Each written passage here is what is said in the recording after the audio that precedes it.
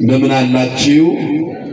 አሜን። አምላካችን እግዚአብሔር ስሙ ዛሬም ዘወትርም የተመሰገነ ይሁን።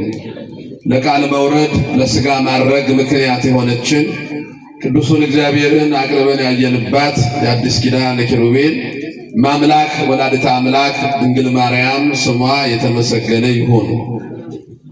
እንግዲህ አቀማመጣችን ለቃል እግዚአብሔር ብዙም የተመቸ አልመሰለኝም። እዚህ ፊት ለፊት ቁጭ ያላችሁ ወደዚህ ቦታ መምጣት የምትችሉ ጥሩ ይመስለኛል። ወንበሩን ይዛችሁ እዚህ ወንበር ላይ ያላችሁ ወንድሞች ወደዚህ ፊት ለፊት መምጣት ብቻል ጥሩ ይመስለኛል። እንግዲህ አምላካችን እግዚአብሔር እንደወደደ እንደፈቀደ ባለችን ጥቂት ጊዜ የምንማማርበት የትምህርታችን ርዕስ መንግሥተ ሰማያት ቀርባለችና ንስሐ ግቡ በሚል ኃይለ ቃል ጥቂት ደቂቃ አብረን እንቆያለን። ትምህርቱን ለማስታወስ እንድንረዳን አንድ ጊዜ ይሄን ኃይለ ቃል ሁላችንም አብረን እንላለን። መንግሥተ ሰማያት በሉ። መንግሥተ ሰማያት ቀርባለችና ንስሐ ግቡ። መንግሥተ ሰማያት ቀርባለችና ምን ግቡ? እድር ግቡ፣ እቁብ ግቡ፣ አክሲዮን ግዙ። መንግሥተ ሰማያት ቀርባለችና ንስሐ ግቡ። ኦርቶዶክሳውያን ቅዳሴያችን ላይ ካሉት ሶስት ዋና ዋና አዋጆች መካከል አንዱ በመሃል ቅዳሴ ወንጌል ከመነበቡ በፊት ሰራዩ ዲያቆን ገባረ ሰናይ ሆኖ የቀደሰው ዲያቆን ወንጌል ካህኑ ከማንበቡ በፊት መንግሥተ ሰማያት ቀርባለችና ንስሐ ግቡ ይለናል። ይሄን ቃል ክብር ምስጋና ይግባውና ጌታችን መድኃኒታችን ኢየሱስ ክርስቶስ በመዋዕለ ሥጋዌው በሚያስተምርበት ጊዜ ወንጌል ማስተማር የጀመረው በዚህ ቃል ነው። የማቴዎስ ወንጌል ምዕራፍ 4ን ስታነቡ ክርስቶስ ወንጌሉን ማስተማር የጀመረው መንግሥተ ሰማያት ቀርባለችና ንስሐ ግቡ በሚል ቃል ነው። በዮርዳኖስ ማዶ በሕኑን ምድረ በዳ ያጠምቅ የነበረው መጥምቀ መለኮት ቅዱስ ዮሐንስም ወደ እርሱ ሲመጡ የነበሩትን የነገራቸው ያስተማራቸው ኃይለ ቃል ይሄ ነው። መንግሥተ ሰማያት ቀርባለችና ንስሐ ግቡ። ቤተ ክርስቲያንም ከጸሎት ሁሉ የሚበልጠው ጸሎቷ፣ ሥርዓተ አምልኮዋ አንድ ክርስቲያን ቅድም በተአምረ ማርያም እንደሰማነው የታወቀ ምክንያት ደዌ ካልከለከለው በቀር ሰንበትን ወደ ቤተ ክርስቲያን ይመጣል፣ ገስግሶ ይመጣል፣ ቅዳሴውን ያስቀድሳል፣ በቅዳሴው ላይ ይሳተፋል። ከቅዳሴ የሚበልጥ ጸሎት ቤተ ክርስቲያን የላትም። የሁሉም ጸሎቷ መደምደሚያው ቅዳሴ ነው። ቅዳሴ ሰማያዊው ሥርዓት ነው። ቅዳሴ ምድር ከፍ የሚልበት ሰማይም ዝቅ የሚልበት ሥርዓት ነው። ቅዳሴ ራሱ ክርስቶስ መስዋዕት ሆኖ የሚገኝበት ነው። በዚህ ትልቅ ሥርዓት ላይ የማይገኝ ክርስቲያን አልያ የታመመ ነው፣ አልያ የታወቀ ምክንያት ከአቅሙ በላይ የገጠመው ነው።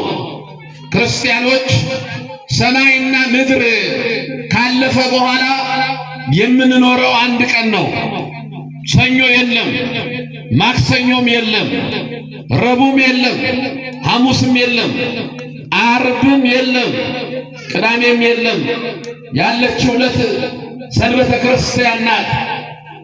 የሰንበተ ክርስቲያን ሕይወቷ ደግሞ ቅዳሴ ነው። ይሄ በሀገረ መላእክት ያለ አገልግሎት ነው። ስለዚህ በዚህኛው ትልቁ ሥርዓት ላይ ክርስቲያን ይሳተፋል። ቅዱስ ዮሐንስ አፈወርቅ የሚቀድሰውን ካህን እንዲህ ይለዋል፣ አንተ ዛሬ በዚህ ቅዳሴ ላይ እየቀደስክ ያለኸው ካህን በምድር ያለ እንዳይመስልህ ከሰማያውያን ከኪሩቤልና ከሱራፌል ጋር ነው ያለኸው። ስለዚህ አእምሮህን ከምድር ሐሳብ አውጣና ወደ ሰማይ ውሰደው ይላል። ዲያቆኑ ለዚህ ነው ልቡናችሁ በሰማይ ይሁን ይለናል። እኛም አሁን ቅዳሴ ላይ በደንብ ሰምታችሁ ከሆነ በተደጋጋሚ ዲያቆን ለጸሎት ተነሱ፣ ለጸሎት ተነሱ፣ ለጸሎት ተነሱ ይላል። ቆመና ጸሎት ላይ ነን፣ ግን ተነሱ ለጸሎት ይላል በተደጋጋሚ። ለምን ይመስለናል? ቅዳሴ ሲገባ ካህኑ ይቺ ሰዓት እንዴት የምታስፈራ ናት! አብ ከልጁ ጋራ ከመንፈስ ቅዱስ ጋራ የሚገኝባት ይህን መስዋዕት የሚሰውርባት ራሱ መስዋዕት ሆኖ የሚቀርብባት። ሁለት ካህናት ብዙ ጊዜ ይጨቃጨቃሉ በአንድ ጉዳይ። ጉዳዩ ምንድነው? በቅዳሴ ጊዜ ህብስቱና ወይኑ የክርስቶስ ሥጋና ደም የሚሆነው መቼ ነው ብሎ ያወራል። አንደኛው አባት የክርስቶስ ሥጋና ደም ሆኖ የሚለወጠው ቅዳሴው ላይ ሀበኔ ሲባል ነው። እንግዲህ ሀበኔ የሚለውን ጸሎት ካህናቱ ያውቁታል። እዛ ላይ ነው በትክክል ወደ ክርስቶስ ሥጋና ደም የሚለወጠው። አይመስለኝም፣ እኔ እንኳን የሚመስለኝ ይወርድ መንፈስ ቅዱስ በላይ ለህብስቱ ወይኑ ሲባል ነው ይላል አንዱ ካህን። ሁለቱ መጨረሻ ላይ ሁል ጊዜ ከገዳም እየመጣ የሚያስቀድስ አንድ የበቃ ባህታዊ አለ። የከተማ ባህታዊ አይደለም። አሁን ባህታዊ ነን ብሎ ፀጉር አስረዝመው እንዲሁ ህዝቡን ግራ የሚያጋቡ አሉ። በየከተማው እየዞሩ ቀን ቀን ባህታዊ፣ ማታ ማታ ሌላ ስራ የሚሰሩ ምዕመናን ከነዚህ ከቀበሮ ባህታውያንም መጠንቀቅ ያስፈልጋል። የማታውቋቸው ግን ነን ብለው በየቦታው እየሄዱ ከቤተ ክርስቲያን ሰው የሚያስቀሩ መንገድ ላይ ቆሙ ወደዚህ ነው የሚሉ ከቤተ ክርስቲያን የሚያስቀር ሰይጣን ብቻ ነው። እኛ አባት ግን የበቁ አባት ስለነበሩ ካህናቱ ሄዱ። እሱ ሁሉ ጊዜ ይመጣሉ፣ እየቆረቡ ይመለሳሉ። ሲቆርቡ ግን ያለቅሳሉ ሁሉ ጊዜ።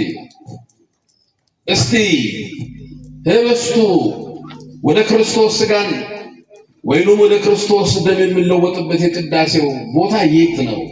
ለምን አውቃለሁ ለመኑት። ካልሆነ ካህናት ነን እንገዝታለን፣ ንገረን።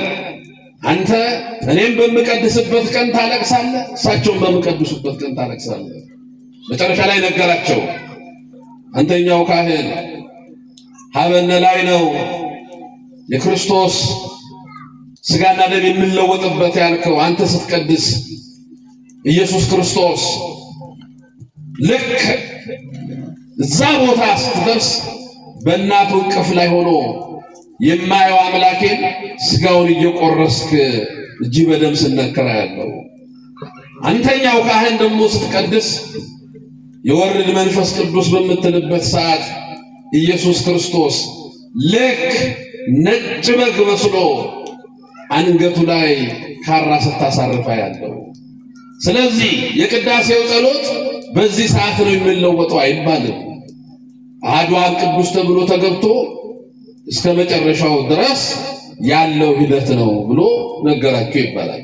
ለዚህ ነው በቅዳሴ ጸሎት ምዕመናን ምክንያት ካልገጠማቸው በቀር አይቀሩም ከቤተ ክርስቲያን፣ መቅረትም የለባቸው ደገኛ ስርዓት ስለሆነ። አሁን ወጣቱ ማታ ማታ ኳስ ያያል እስከ ምሽቱ 6 ሰዓት የእንግሊዝ ፕሪሚየር ሊግ።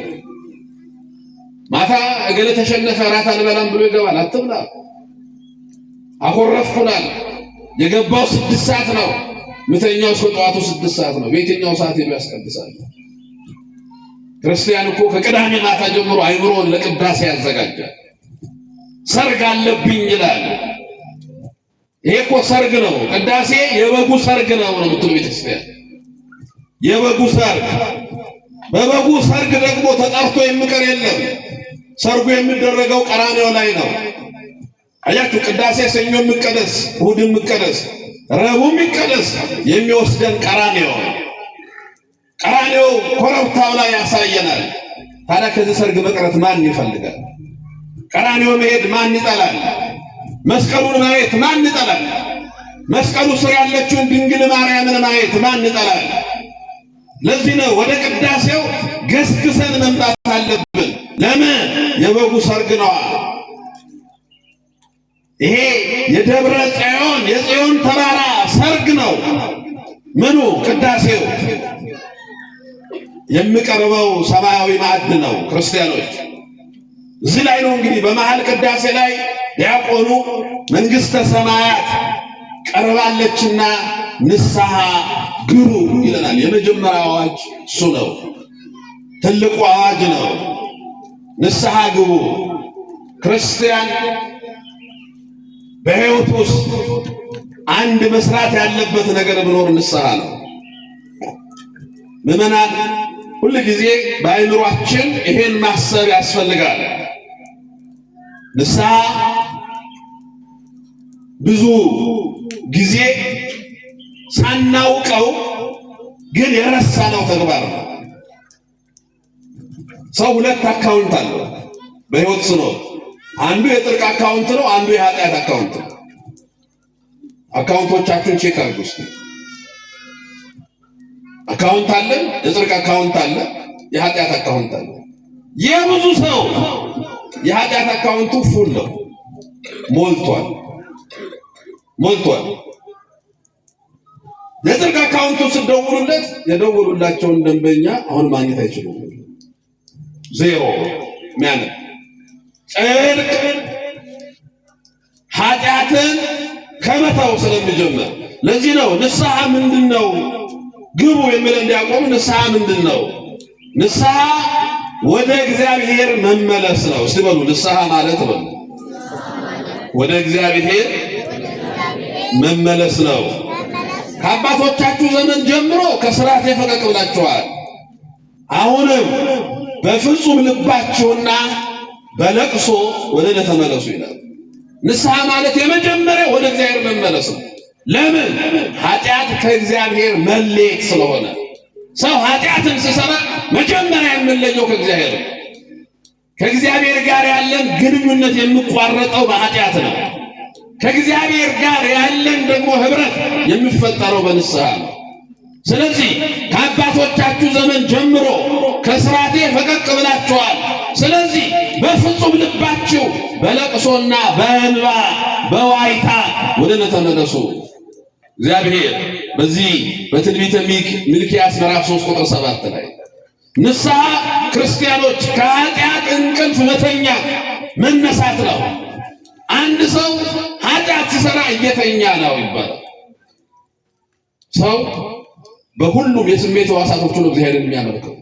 በዓይኑ፣ በጆሮ፣ በዓይኑ፣ በአፍንጫው፣ በእጁም በምላሱ እግዚአብሔርን ያመልካል። የተኛ ሰው ጆሮ አይሰማም እንደምታውቁት። የተኛ ሰው ዓይኑ አያይም። የተኛ ሰው አፍንጫው አያሸትም። የተኛ ሰው ምላሱ አይናገርም። የተኛ ሰው እጁ አይዳስስም። ኃጢአት ማለት እንደዛ ነው። ኃጢአት ማለት የሰውነት ሕዋሳቶቻችን ሁሉ ሥራ እንዳይሰሩ ያደርጋል። ዓይናችን እግዚአብሔር እንዳያይ፣ ጆሮአችን የእግዚአብሔርን ምስጋና እንዳይሰማ፣ አፍንጫችን ዕጣኑን እንዳይሸት፣ ምላሳችን እግዚአብሔር እንዳያመሰግን፣ እጃችን እንዳይሰጥ፣ ቤተ ክርስቲያንን እንዳይዳስስ፣ ቅዱሳት መጻሕፍትን እንዳይነካ ያደርጋል። ምን? ኃጢአት። ንስሐ ማለት ከኃጢአት እንቅልፍ መንቃት ማለት ነው። ለዚህ ነው ቅዱስ ጳውሎስ አንተ የምትተኛ ንቃ፣ ክርስቶስ ያበራልሃል። የምትተኛ ንቃ። መተኛት ምንድን ነው? ኃጢአት ውስጥ ገብቶ መቅረት ነው።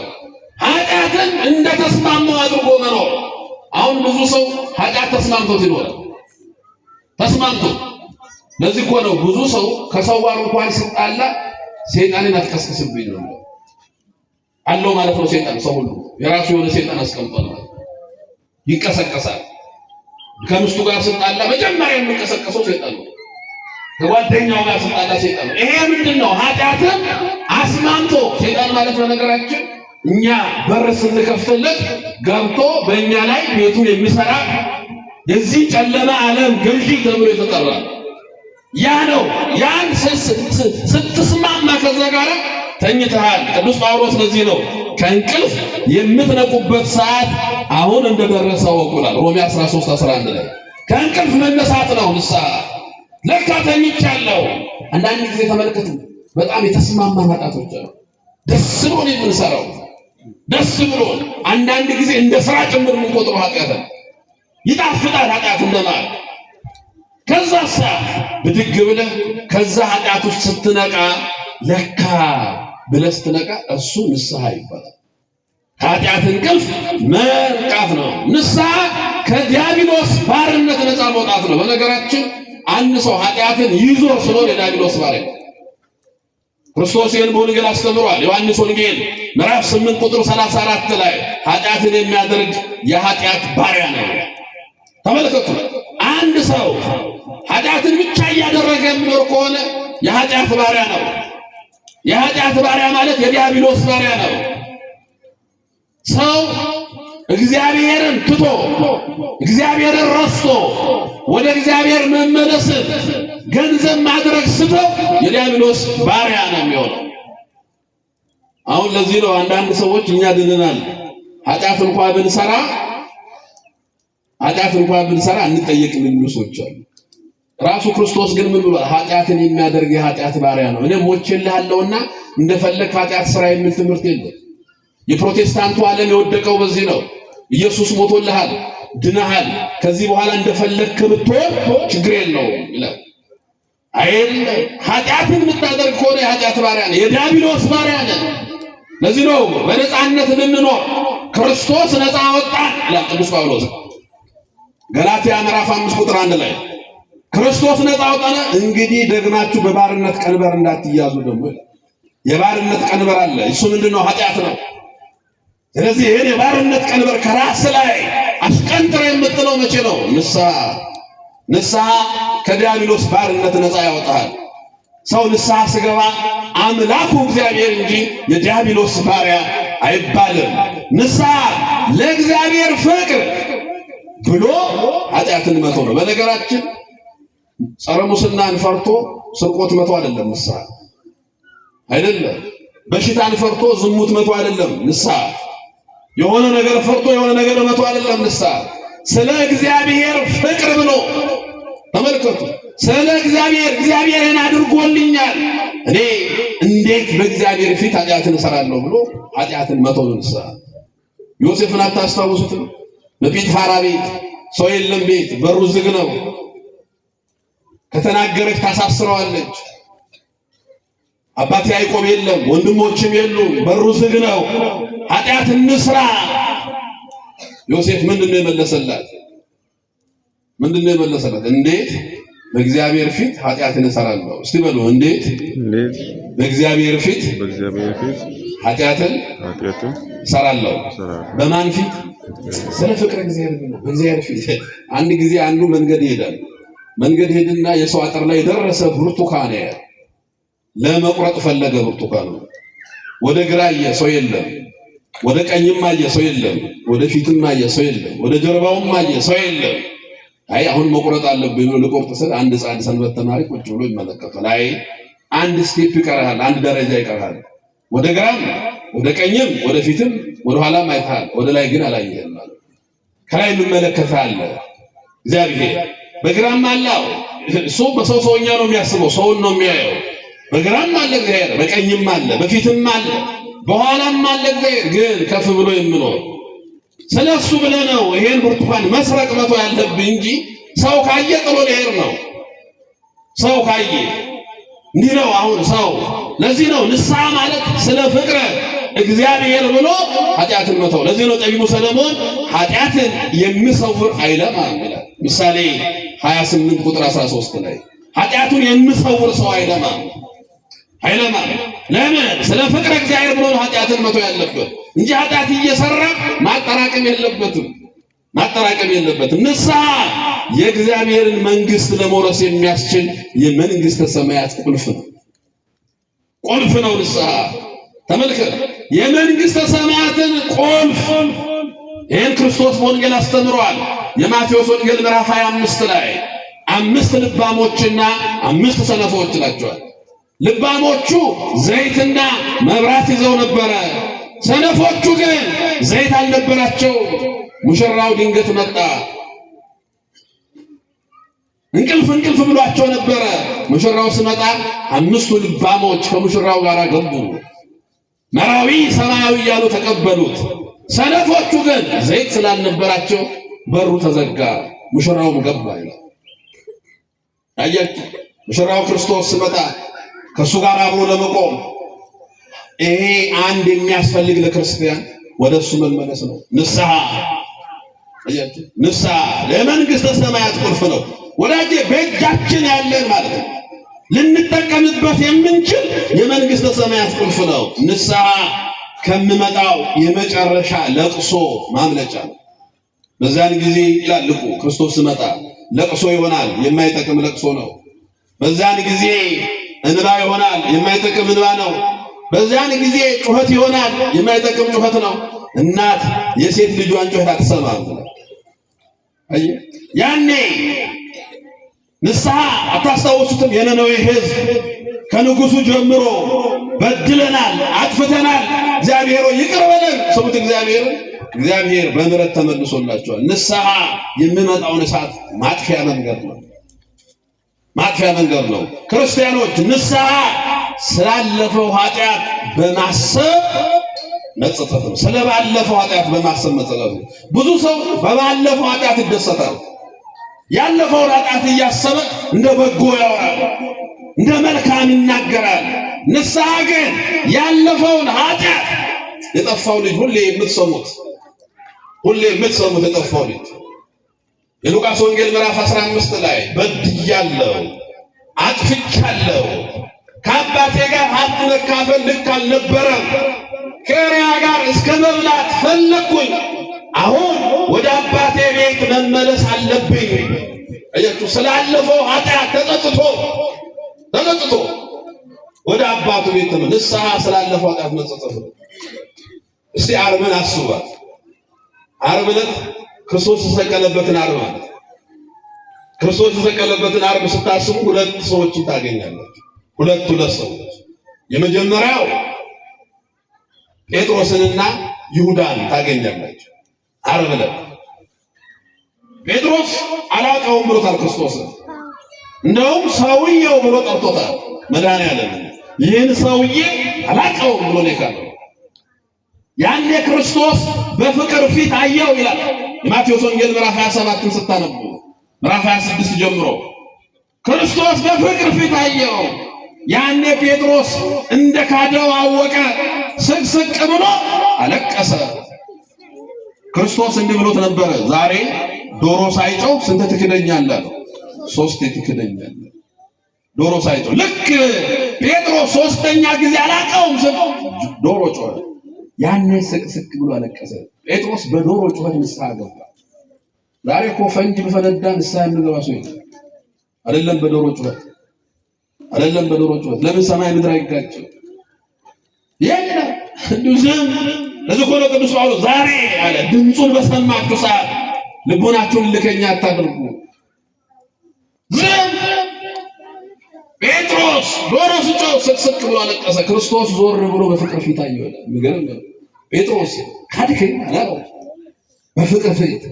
ያን ፍቅር ሲያይ ግን ያን ደም የለበሰ ፊት ግን የፍቅር ፊት ያን ሳይሄዱ ስቅስቅ ብሎ አለቀሰ።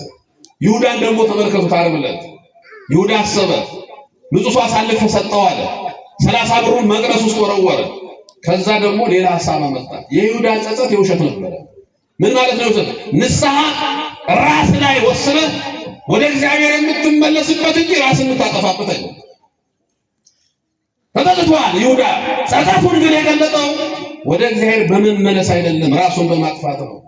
እጄ ራሴን አጠፋለሁ፣ ነፍሴ ሲኦል ትገባለች፣ ክርስቶስ ተሰቅሎ ሲኦል ስመጣ ከነፍሳት ጋር አብሬ እወጣለሁ። ሮጦ ለመሰቀል ሲል ዛፍ አንተ ይሁዳ እንደ ወንድም እንደ ጴጥሮስ ንስሐ ግባ ስትለው ዛፍ ወሬኛ ዛፍ እያለ ዛፍ እንኳን ተናግረው በቃ በፍጹም ግዑዝ ፍጥረት ኧረ እንደ ጴጥሮስ ንስሐ ግባ ወሬኛ ራሱን ሰቀለ፣ ወደቀ፣ አንጀቱ ተዘረገፈ። 40 ቀን ሙሉ አልጋ ላይ ተኛ። በ40ኛው ቀን ክርስቶስ አረገ ሲባል እንደገና ካልጋው ቆሞት ንስሐ ሳይገባ የተሰጠው ዕድል ግን የንስሐ ነበር። ለይሁዳም የንስሐ ዕድል ነበር። ሌላ ደግሞ 2 ሰዎችን ተመለከቱ። ዓርብ ዕለት መስቀል ላይ አንዱ በግራ አንዱ በቀኝ የተሰቀለው ወንበዴ ነው። ሁለቱም ያዩ ተመሳሳይ ነገር ነው። ፀሐይ ጨለመች፣ ጨረቃ ደም ለበሰች፣ ከዋክብት ረገፉ፣ ሙታን ተነሱ፣ ብዙ የመስቀል ቃል ሰሙ። በግራ የተሰቀለው ወንበዴ ይሄን ሁሉ አይቶ ልቡ አልተነካም። ኢየሱስ ክርስቶስን እስኪ እውነት የእግዚአብሔር ልጅ ከሆንክ እኛንም ራስንም አድነን።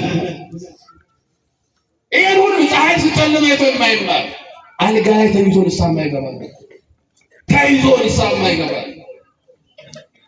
ተይዞ ታሞ እኮ የሰው ላይ ሌላ ነገር የሚፈርም እኮ አለ። 11ኛ ሰዓት ላይ ሆኖ 11 ሰዓት ላይ በደረሰ ሰዓት ላይ በቀኝ የተሰቀለው ወንበዴ ግን አየና ሁሉን ከግብፅ በረሃ ጀምሮ ያለውን አሰበና እንዲህ አለ፣ ተው እንጂ እኛ በራሳችን ኃጢአት ነው የተሰቀልነው፣ ይሄ ንጹህ ነው አለና ተዘከረን እግዚኦ አመ ትመጽእ በመንግስት ጋር። እስቲ በሉ ጌታ ሆይ በመንግስት በመጣህ ጊዜ አስበኝ። አያችሁ ዛሬ ቅዳሴው ላይ ሕያው ጸሎቱ ማለት ጌታ ሆይ ዛሬ አይደለም ሰማይና ምድርን ለማሳለፍ ትመጣለህ። ዓርብ ቀን ክርስቶስን ጌታ ብሎ የጠራው ሕይወት ነው። ሌላ ሁሉ ፈርቶ ጌታ ሆይ በመንግስት መጣ ጊዜ አስበኝ። እኛ በበደላችን ለዚህ እኮ ነው ቅዱስ ዳዊት ልበ ንጹሐ ፍጠርልኝ ተግዚኦ ይላል። አቤቱ ንጹህ ልብን ፍጠርልኝ። ንጹህ ልብ፣ የተጠጸፈ ልብ፣ የተሰበረ ልብ። አያችሁ ንስሐ ማለት ከዛ ከግብፅ በረሃ ከ33 ዓመት በፊት ይተዋወቃሉ ከኢየሱስ ክርስቶስ ጋር በግብፅ በረሃ 2 ወንበዴዎች ሆነው ለመዝረፍ ሲሄዱ ተገናኝቷል። ከ33 ዓመት በኋላ መስቀል ላይ ተገናኙ። 33 ዓመት ሙሉ እኮ እኛ ወንበዴ ነን፣ በኃጢአታችን የተሰቀልነው። ንስሐ ይሄን ማመን ነው። ይሄን አምኖ በድያለሁ ማለት ነው ንስሐ። ክርስቲያኖች ንስሐ 3 ዋና ደረጃዎች አሉት። ይሄን ተናግሬ ወደ ማጠቃለያው ነው። ንስሐ የመጀመሪያው ደረጃ ንስሐ ኃጢአትን ማመን በድያለሁ ማለት ነው። ክርስቲያን መጀመሪያ ኃጢአትን ማመን። አሁን የፕሮቴስታንቱ ዓለም ከንስሐ ዓለም የናቀው ለምንድን ነው? ኃጢአቱን አያም። ዮሐንስ ምንድን ነው ያለው? ኃጢአትን አንሰራም ብንል ራሳችንን እንዋሻለን በመልእክቱ። ራሳችንን እንዋሻለን።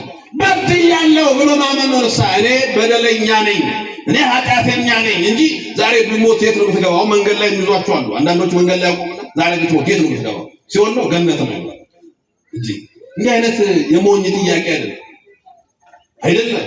ሂደት ነዋ፣ ፕሮሰስ ነዋ። እስከ መጨረሻ የጸና ይድናል ነው የተባለው እንጂ ዛሬውኑ ከሞት አይልም። የሰው ሕይወት ከተወልዶ እስከሚሞት ድረስ ሂደት ነው። ለዚህ ነው ክርስቶስ ሲያስተምር የማቴዎስ ወንጌል ምዕራፍ 24 ቁጥር 13 ላይ እስከ መጨረሻ የጸና እሱ ይድናል አለ። እስቲ በሉ እስከ መጨረሻ የጸና እርሱ ምን ይሆናል? ይድናል። እስከ መጨረሻ መጽናት።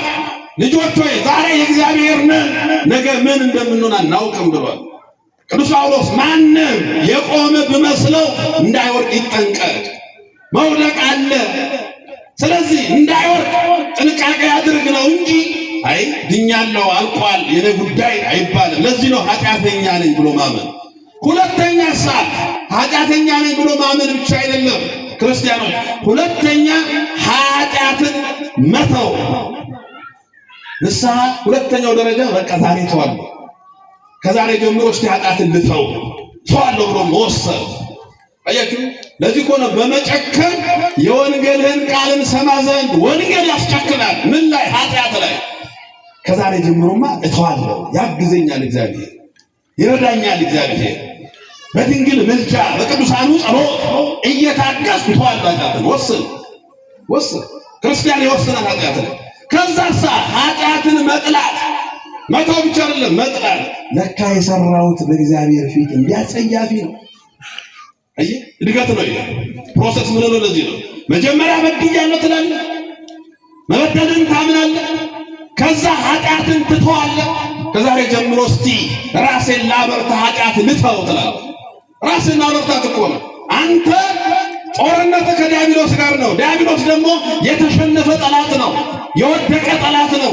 እርሱ ላይ ኃይል አለኝ ትልና ኃጢአትን ተዋለሁ።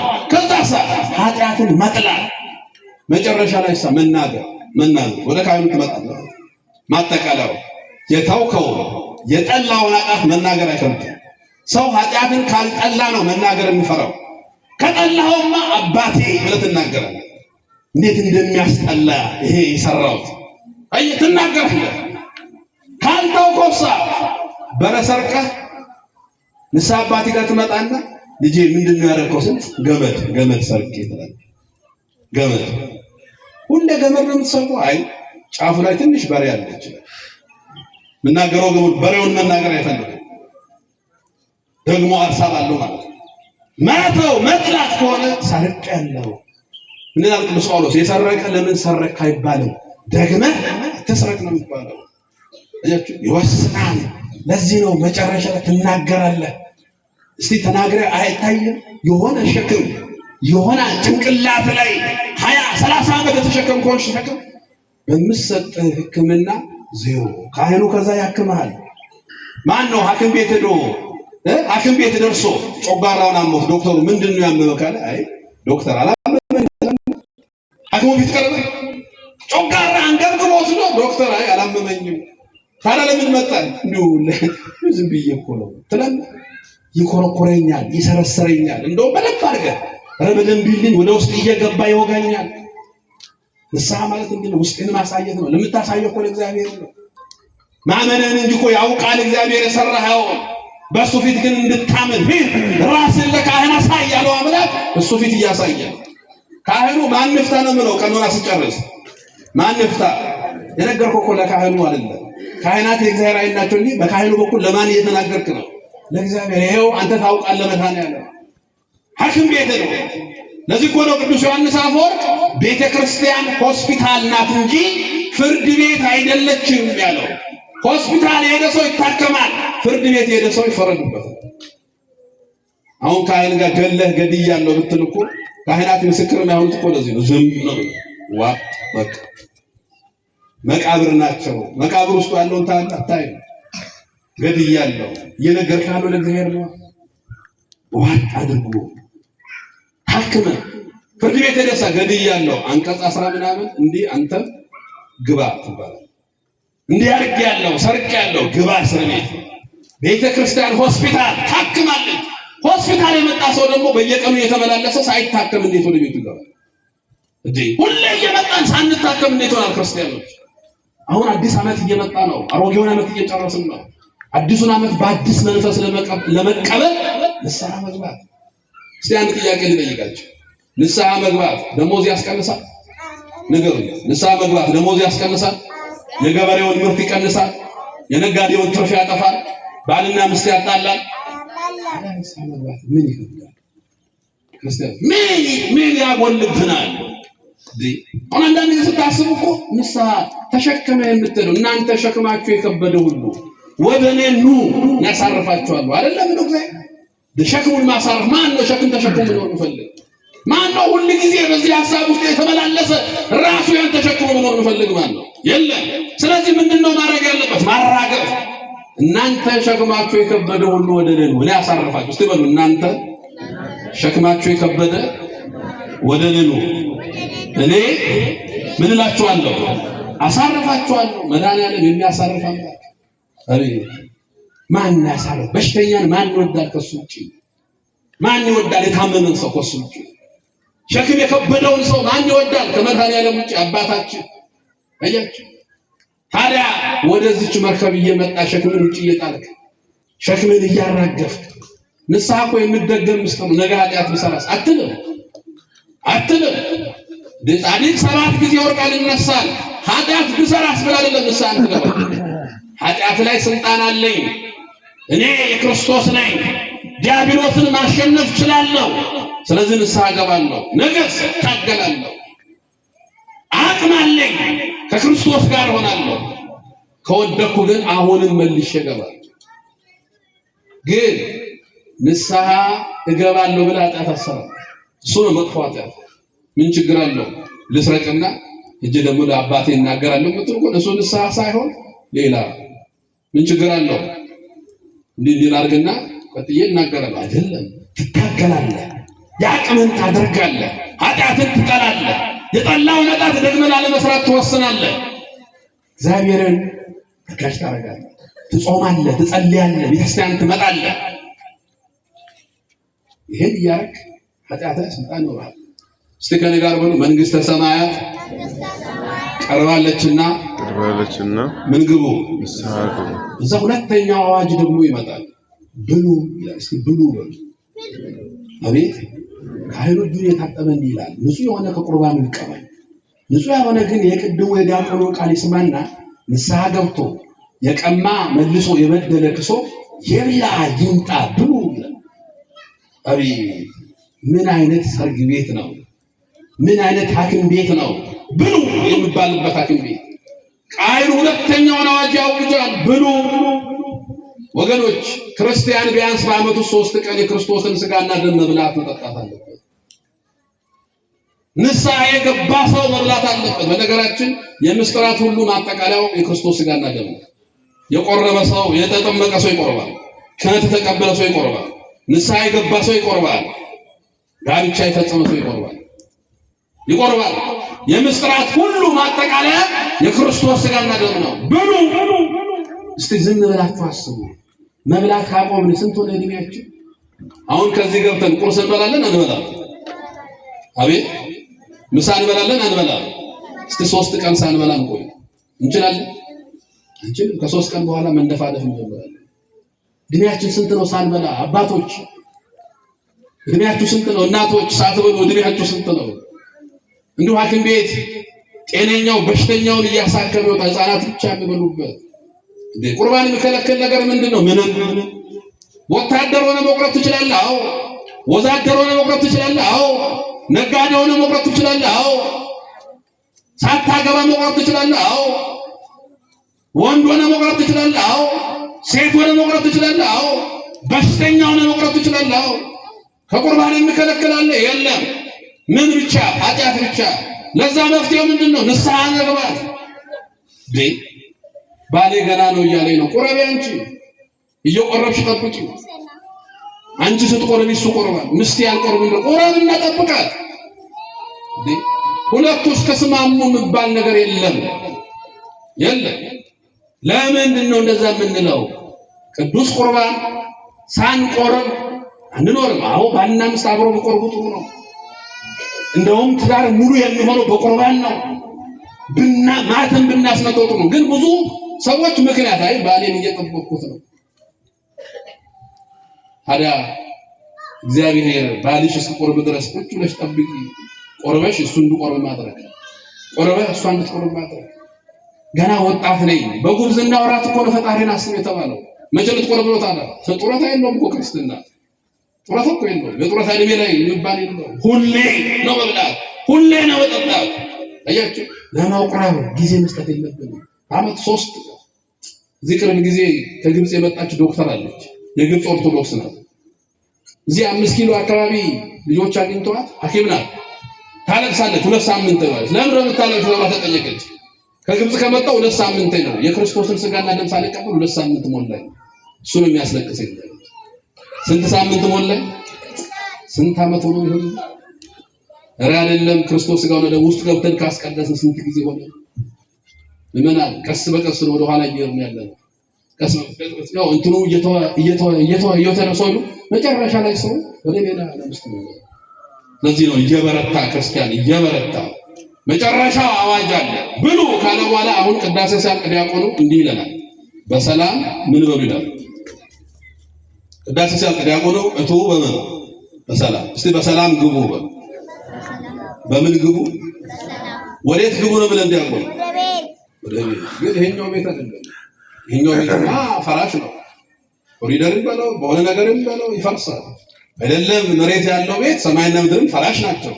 በሰላም ግቡ የሚለን ወደዛኛው ቤት ነው። እናንተ ንስሐ የገባችሁ እናንተ ክርስቶስን ሥጋና ደም የበላችሁ እናንተ ከታላቁ ምስጢር የተካፈላችሁ እቶ በሰላም ወደ ቤታችሁ ግቡ። ቅዳሴው ሲያጠቃልል ንስሐ ግቡ ብሉ በሰላም ግቡ ይላል። ንስሐ መግባት ግድ ይላል። እስቲ አንድ ጥያቄ ልጠይቃችሁና ትምህርቴን ልጨርስ። ንብ ታውቃላችሁ? አቤት ንብ የለም እንደ ጂንካ አለ ምንድን ነው የምትሰራው? ማር አለ ማለት ትሰራለች። ንብ ማር ትሰራለች። የንብ እድሜዋ ስንት ነው? ስንት ዓመት ነው የምትኖረው ንብ? ስንት ዓመት ነው የምትኖረው ንብ? የምትሰራው ምንድን ነው? ማር የምትኖረው እድሜዋ ስታዩ እንግዲህ የሚዲያ ሰዎች አይደላችሁ ግቡና ይሁ ንብ የምትኖረው 6 ሳምንት ነው። ከንግስቷና እሷ እድሜ ትንሽ የጨመረ የምልላት ስለማሰራ እንጂ ሌሎቹ ንቦች ሁሉ ማር የሚሰሩት 6 ሳምንት ነው። ስንት ሳምንት? 6። ኤሊ ታውቃላችሁ? ኤሊ አታውቁም? ኤሊ ስንት ዓመት ነው የምትኖረው? ኤሊ አየር ከተስማማት 250 ዓመት ትኖራለች።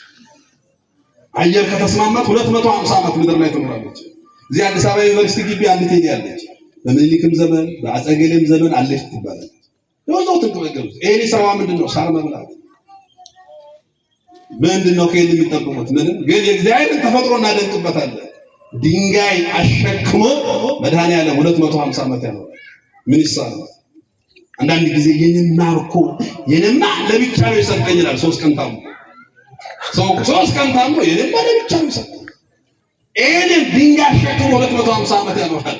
እስራኤል ዘሥጋ ወደ ተስፋይቱ ምድር ሲሄዱ አንድ ጊዜ ሙሴ አንተ አምላክ እግዚአብሔር ረሳን አለ። ሙሴ ወደ እግዚአብሔር አመለከተ። ህዝቡ እኮ ረሳን እያለ ነው። ቆፍር መሬት አለ። ቆፍር ምን አገኘ? ድንጋዩን ስበረው አለ። ሰበረ። ምን አገኘ ነው? አይነ ስውር ትል። ይሄን አረሳም ማለት ነው። በመሬት ውስጥ በድንጋይ ውስጥ ያለውን አይነ ስውር ትል መመገብ ነው ያለው። አይረሳም እግዚአብሔር። አሁን ኤሊን የእግዚአብሔርን ተፈጥሮ ለማምለክ ግን ኤሊ 250 ዓመት ኖሯ ምንም። ክርስቲያን በምድር ላይ የሚኖረው የእንግድነት ዘመን ትንሽ ነው። በዚህ የትንሽ እድሜው ማር መስራት አለ። በዚህ እድሜው ማር ምንድነው? ንስሐ መግባት። በዚህ እድሜው ማር መስራት አለበት። ማር ምንድነው? የክርስቶስን ሥጋና ደም መብላት። ንስሐ ገብተን ሥጋውን በልተን ደሙን ጠጥተን የመንግስቱ ወራሾች እንድንሆን መድኃኒዓለም ይርዳን። ያስተማረን እግዚአብሔር ክብር ምስጋና ይግባው። ቆየ። ወስብሐት ለእግዚአብሔር።